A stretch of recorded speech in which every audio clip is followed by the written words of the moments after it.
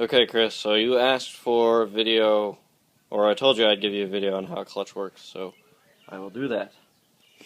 So this is like the major clutch assembly. Actually, I'm missing one part. I threw it away already, but it's the friction disc. So our clutch is comprised of three major parts. You have the pressure plate, the flywheel, and then there's a friction plate. It's got the same material as a brake pad, but it's just a big disc. You can see like this section is where it would contact. So there's on this one there's like a solid hub with some splines in the middle because there's a shaft that comes through here from the transmission. Here, I'll show you that. So that's the shaft that the clutch spins on. So when it's between these two plates and you're not pushing down the clutch pedal, it's sandwiched like that in between these two. That means when you're not pushing down the clutch pedal, this bearing right here, this is called the either the release bearing or the throwout bearing, mainly the throwout bearing. But when the clutch pedal is not depressed, this will just rest here, and all these little forks will just like stay like this. When you push on the clutch, that activates some hydraulics, which push on this slave cylinder here, which means it will extend, so it'll push out, pushing on this arm right here on the transmission. So you can see the slave cylinder would mount here. That little like thing, extender, will push on this, and in here you'll be able to see the fork moves. So when it's pushed out, it pushes on the release bearing, or the throwout bearing, which pushes on these prongs right here, pushes them down. That means that this ring, you see, will go backwards. So when these prongs are pushed down, this plate will move backwards. So it'll move like away from the camera. And that will mean that the clutch disc, ooh, it's quite dirty. The friction like disc will mean it can float between these two. It can float between the flywheel, which is bolted onto the transmission, or onto the engine block. So this is the engine block out of my beat up Mini, and you can see it bolts directly to this. This is the crankshaft. This is the upside down view of an engine. This big part right here, you can see like there are two connecting rods here, one here and one here. That's the crankshaft. So it spinning this flywheel, which means that's how your power gets to it. And so when you're not pushing the clutch, you're getting power to the wheels, which means that this disc is pushing out, sandwiching the friction disc between this ring and this ring, which means that the transmission input shaft is matched exactly to the same speed as whatever the engine RPMs is. And then you shift gears and it's like riding a bike, kind of shifting gears on a bike. I can give you a better idea of what that clutch slave cylinder looks like. But, so yeah, let me just give you a quick overview. This is what the back of my engine looks like. It's a straight four, so it's going to look different than yours. This is where the starter goes. This ring right here, all these teeth, that's how the starter starts the engine. It meshes with these, spins this really fast so that the engine can fire.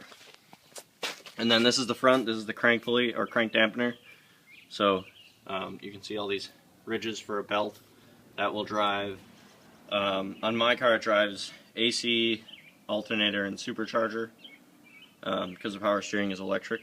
You can see the pump on kind of right there.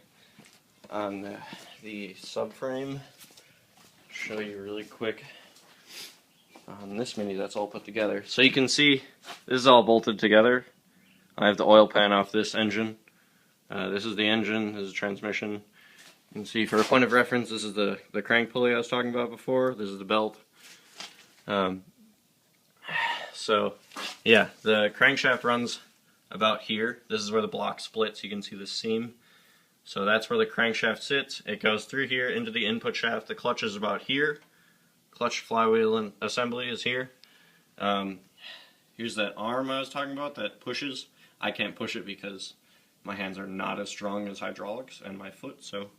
And here's the slave cylinder you can see, kind of, yeah. And then you can see it's got a hydraulic line running all the way back here to the brake and clutch master cylinder.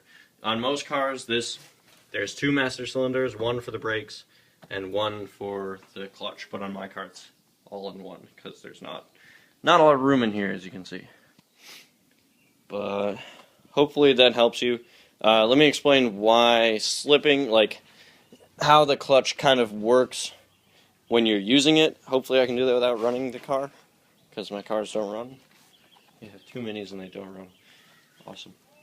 So when the engine is spinning, it's got to constantly spin, you know.